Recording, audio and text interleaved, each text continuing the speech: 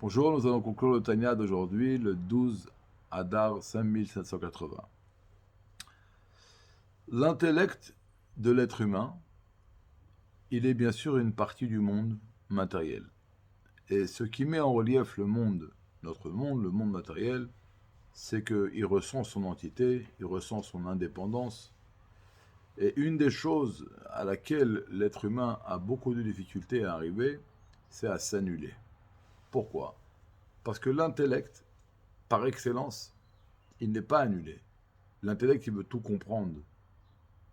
Tout est rationnel.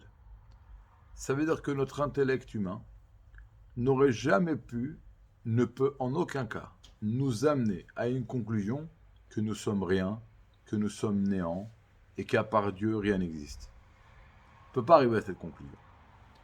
Mais alors hier, nous avons dit que oui, on peut réflexionner sur la divinité, sur l'unité de Dieu, comment Dieu remplit les mondes, entoure les mondes, et comment devant l'essence de Dieu, tout le monde est considéré comme néant, comme le rayon du soleil dans le soleil, et la quantité de paroles que nous pouvons parler ou penser, et si on les compare à ces lettres là telles qu'elles sont dans la source, dans l'âme, où là-bas il n'y avait pas encore de lettres.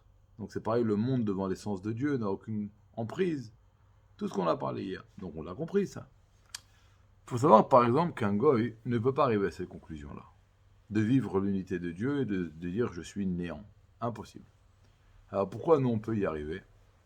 Parce que nous avons reçu un héritage de nos patriarches, de Avraham, Yitzhak et Yaakov, et les chassidim disent que nos patriarches, c'est également l'Admour Hazaken, le Baal Shem Tov, le Maggid de Medritch et l'Admour Hazaken, qui dans leur chassidut, dans leurs enseignements, nous ont appris l'unité de Dieu et comment le monde était néant et n'avait aucune emprise par rapport à Kadosh Baruch Hu, avec tout ce qu'on a expliqué hier.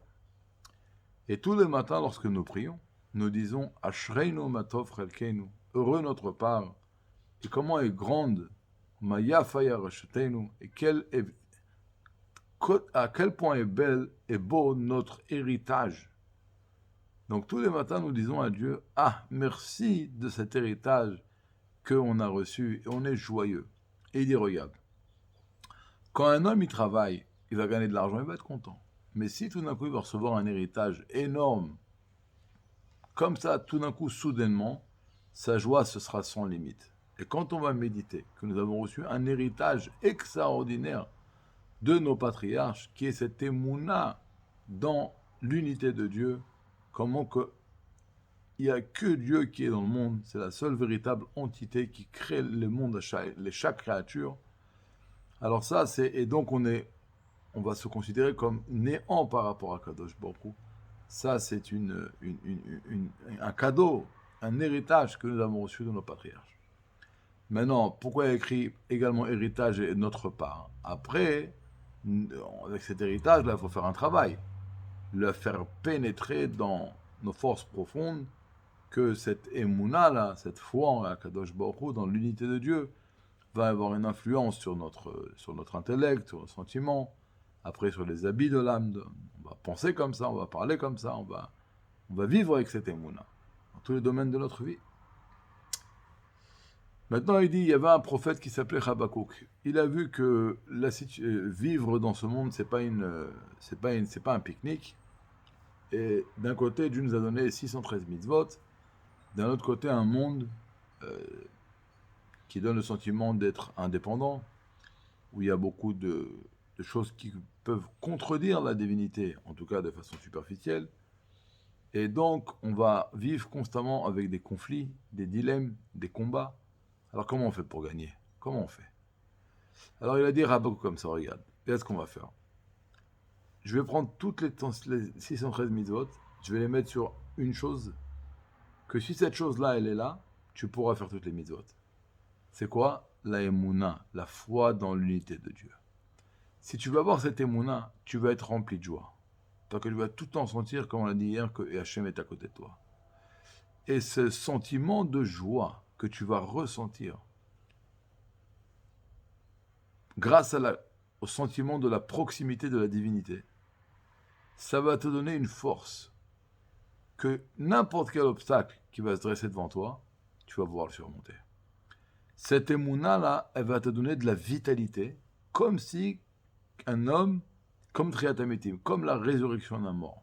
Ça va donner une force intense, et donc ça va donner la capacité de ne pas être impressionné de aucun obstacle et aucune épreuve.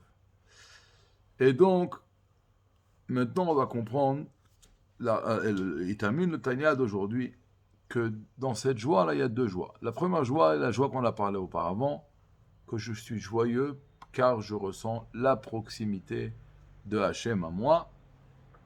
Mais il y a une autre joie.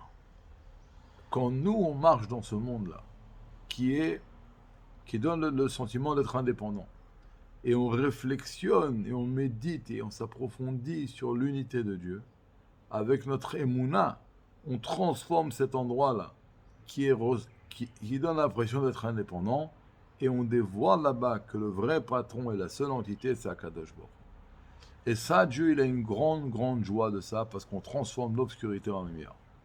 Et il dit, ça, c'est partout, et à fortiori, lorsqu'on habite en Chutz Laaretz, où là-bas, l'air est impur, et lorsque l'on marche dans la rue, avec cette foi-là, dans la divinité, tout ce qu'on a parlé auparavant, alors on transforme la rue dans une rue où il y a Dieu, et là, on transforme l'obscurité en lumière, l'amertume en douceur, et là, il y a une grande, grande joie à chaque Kadosh Baruch. Donc, on devra être joyeux pour deux choses, parce que Dieu est proche de nous, mais également parce qu'on est joyeux dans la joie que Akadosh Baruch où il a du fait que grâce à notre foi dans l'unité de Dieu, nous transformons l'obscurité en lumière et nous dévoilons que dans un endroit qui semblait être proclamé une indépendance, eh bien, on vient dévoiler qu'il est complètement dépendant parce qu'il y a Hachem qui l'a créé, qui le crée à chaque seconde. Et donc, à part Dieu, il n'y a aucune véritable entité. Le monde est dépendant totalement d'Akadosh Baruch. Alors donc, aujourd'hui, on va essayer de vivre avec ça, d'être heureux de cet héritage que nous avons reçu, avec cette joie et cette émouna, franchir tous nos obstacles, se réjouir du fait qu'on a Akadosh Baruch est proche de nous, comme on l'a dit hier, il habite avec nous, il vit avec nous à chaque seconde de notre vie. Mais également, aujourd'hui, on va rajouter une joie. On va être joyeux dans la joie de Hachem. Que Hachem, il a une grande joie que nous, avec cette émouna, on transforme l'obscurité en lumière. Et à fortiori dans les pays qui sont en dehors d'Eretz Israël, là-bas l'air est impur. Et quand on va réfléchir, on marche dans la rue et on dit « Ah, Dieu, maintenant, il a une grande joie. » Alors on va être joyeux dans la joie d'Akadosh Baruch. Une fois, le Rav Azimov, il a dit dans une Vaadot, à la Shalom, le Rav Moulay, il a dit « C'est quoi la différence quand on va à la synagogue le Shabbat matin et quand on revient de la synagogue ?» Il a dit comme ça, quand on va le matin à la synagogue, on marche dans la rue. Quand on retourne de la synagogue, on marche dans la rue, mais c'est plus la même rue. C'est une rue où il y a un Dieu. C'est la même rue, mais la rue, je la vois complètement différemment. Et c'est comme ça qu'on doit être toute notre vie, comme après à la synagogue. On ne marche pas dans la rue, on marche dans une rue où il y a Dieu. Une bonne journée, de bonnes nouvelles.